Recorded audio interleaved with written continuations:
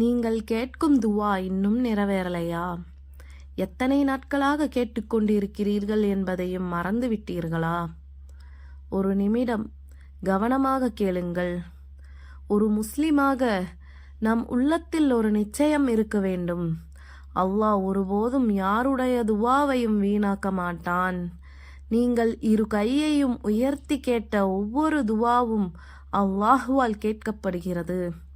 நம் நபி முஹம்மது ஸல்லல்லாஹு அலைஹி வஸல்லம் அவர்கள் கூறியிருக்கிறார்கள், ஒரு முஸ்லிம் துவா செய்தால் அதற்கு அல்லாஹ் 3 விதமாக பதிலளிப்பான்.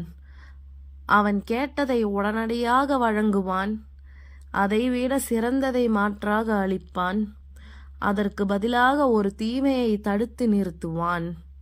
எனவே என் துவா ஏற்றுக்கொள்ளப்படவில்லை என்று ஒருபோதும் கூறாதீர்கள்.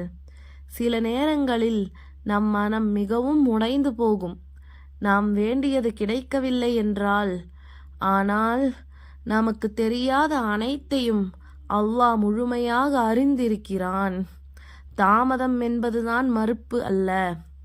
அல்லாஹ் உங்களுக்கு உரிய நேரத்தை தேர்ந்தெடுத்து வைத்திருக்கிறான்.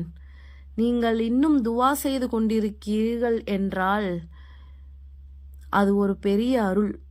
அல்லாஹ் உங்களை தன் பக்கம் திருப்பிக் கொண்டிருக்கிறான்.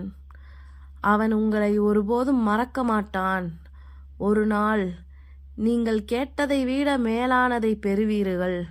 அந்த நாளில் நீங்கள் சொல்லுவீர்கள், அல்ஹம்துலில்லாஹ், அல்லாஹுவின் திட்டமே சிறந்தது. இவ்வாறான இன்னும் பல நினைவூட்டல்களுக்கு இப்போதே சப்ஸ்கிரைப் செய்யுங்கள். இந்த செய்தி மற்றவர்களுக்கும் சேர வேண்டும். பகிர்ந்து கொள்ளுங்கள். அஸ்ஸலாமு அலைக்கும் வரஹ்மத்துல்லாஹி வபரகாத்துஹு.